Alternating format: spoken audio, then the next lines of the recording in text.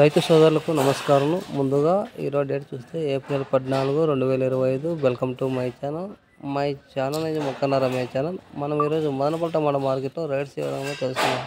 ఇక్కడ 22, 23 KG box. ఇక్కడ super top చూస్తే 300 రూపాయలకు అమ్మకాలు జరిగాయి.